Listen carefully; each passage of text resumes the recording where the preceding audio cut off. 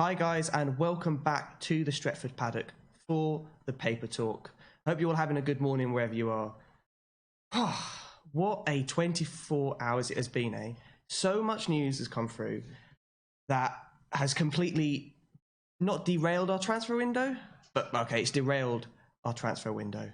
And to be honest with you, I have absolutely no idea where to begin. But before we get into it, make sure to go and subscribe if you haven't already. We've got some ridiculously good projects coming up. We've done well throughout the entire transfer window, been bringing you all the news. But moving into the season, we've got some really good content coming up, some really good journalism. And make sure to subscribe to get ahead of the curve, because the growth has been ridiculous. And you're going to end up subscribing in the future anyway, so you might as well do it now. Right, but let's get into it. And we're going to start off not with Dybala. We're going to build up to that. We're going to start off with Fernandes. And some of the news has been coming out about him from the past 24 hours. And that's been coming particularly from Simon Stone, a journalist who is always on the money sometimes with the United news.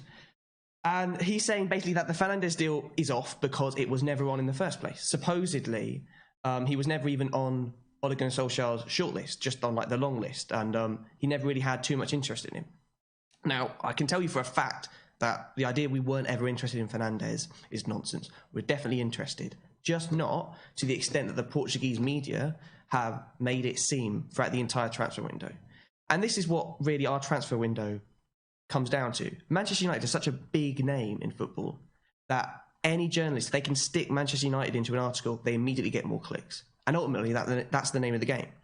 The Portuguese media is incredibly sensationalist. I literally just got back from Portugal, and I can tell you that every single back page the entire time that I was there was constantly going on about Fernandes. Fernandes this, Fernandes that.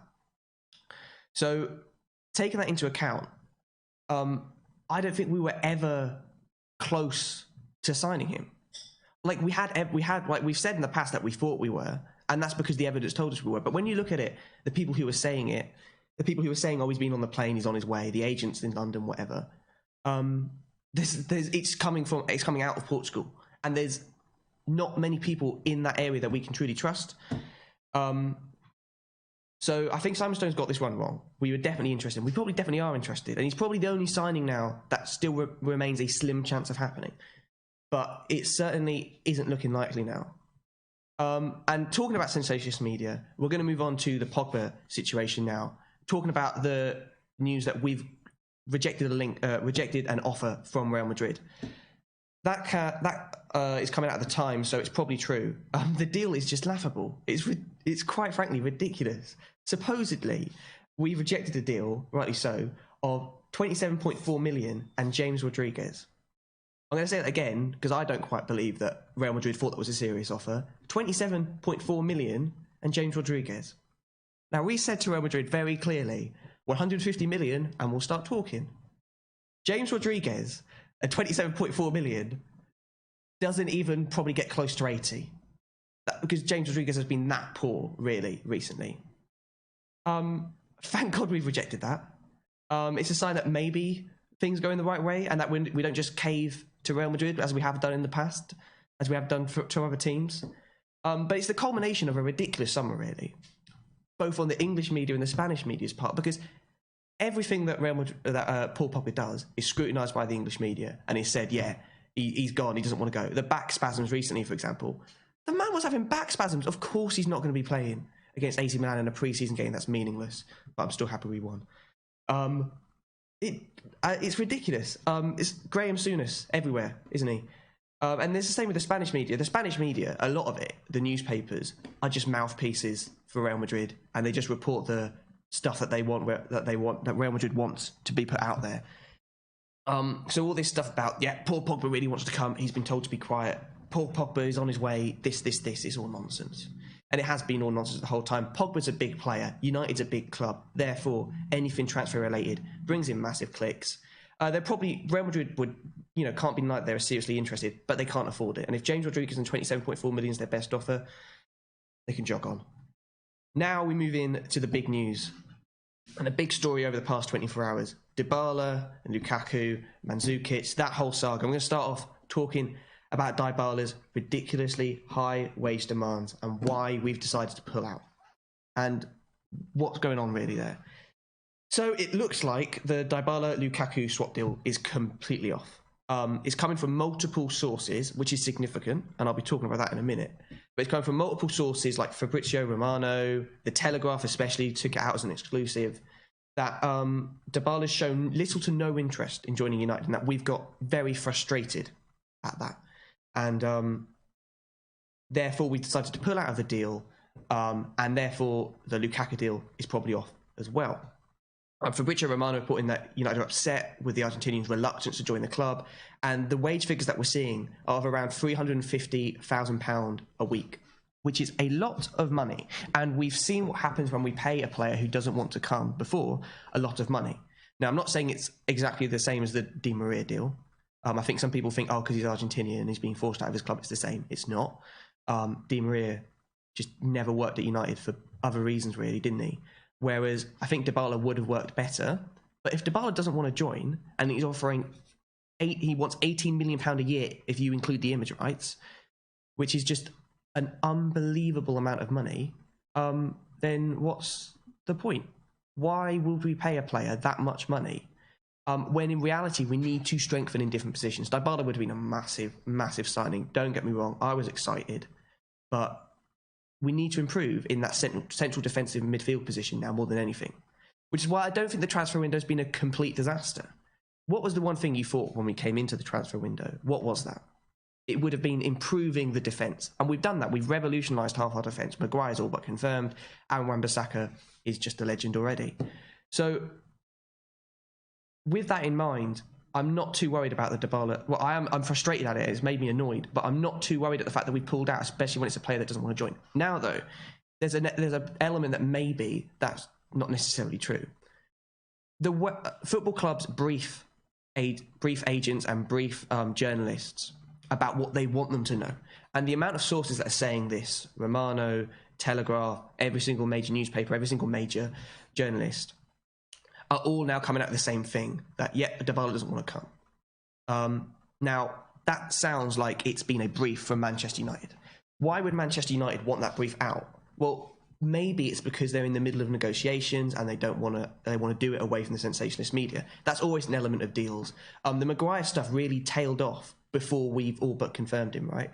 It's what we've done before. Now, so there's an element of that, but I don't think that's true because of the circumstances that the Dybala deal came around. Because of the way in which he was being forced out of the club, and because he's never shown an interest, really, to leave Juventus or to play in England, I think that it's more likely that it is true, even if it is a club brief. But it is something to bear in mind when you're looking at sort of stuff that the press is saying. Why are they saying that? Like, Manchester United want you to believe that, but in this case, it's probably true. But now we're moving into the other element of that saga, Lukaku. And what a weird summer it's been with Lukaku. I honestly didn't think he was going to... Like, when we entered the transfer window, I didn't think he was going. I just thought he was going to be in the team. Now, I'm happy he's probably going because he doesn't suit Ole Gunnar Solskjaer's style of play, and it never really worked out too much for him while he was here. And I want to see the board trust Ole and build that fast-paced, counter-attacking team that Ole wants to build. So the Lukaku element of this saga is that therefore if the Dybala deal's off, Lukaku deal's off. That's likely. Romano is saying, and this is probably true, that we can therefore expect a new offer from Inter Milan. And this offer is going to come soon after the Dybala deal's completely fallen apart, which it has, by the look of it. Now, there's a serious issue here, which hasn't been resolved. I was speaking about it on the last paper talk I did a couple of weeks ago. Inter Milan cannot afford Romelu Lukaku. The offers that they were giving us before, paying us £10 million like over 4 years, like £10 million in the first year, £20 million in the second year, over like 4 years, was ridiculous and a sign that they can't afford it. Then the other offers we were getting were unbelievable as well. And I said, if they want to come to us with a serious offer of 80 million, they need to sell Nainggolan and Perisic. They failed to do that. Now, Nainggolan looks like he's going to Cagliari. Cagliari? I don't know how to say it, I'm afraid. Sorry, Italians. But that's nowhere near, because there's not going to be enough money to add on to the deal. And if United accept something like a 2-year payment, I would be fuming, because they don't work, really, for us. Because we'd want to try and find a replacement, or at least use that money to go after Fernandes or a DM before the transfer window's over. So there's no point having one of those deals. So therefore, I don't think that Lukaku is going to be going to Inter Milan. Although they've always had personal terms agreed, and Antonio Conte literally cannot stop talking about him. I think the man's in love with him. I don't think he's going to be going because Inter Milan can't afford it. A lot of Italian clubs have that issue where that's why they loan players to each other. That's why they do scheduled payments. They just don't have the money that other European clubs have. Therefore, I think we can expect, and Romano's reporting and other people reporting, a serious offer, another offer from Juventus. The Dybala deal's not happening. Therefore, that one's done. They're going to move on. They're going to look at another swap deal, perhaps with cash this time. And you're going to look at the players that Juventus have spare and the players that we need. Now, they're probably going to go Matuidi, Mandzukic, and probably money. And there you go. Matuidi's an interesting one because he's nowhere a player that's at the height of his game anymore, or a world-class centre defensive midfielder. But is he better than what we have now? Probably. So I wouldn't be against that if money was included as well, and if more importantly, Mandzukic was included. I was honestly a bit more excited for Mandzukic than I was for Dybala in a way, because Mandzukic is that hard man, pressing, different striker to the others that we have. And I think he would be really good both for the team to bring on to play in certain games when we need him, and for the dressing room, because he would have been an attitude and a character that the dressing rooms need.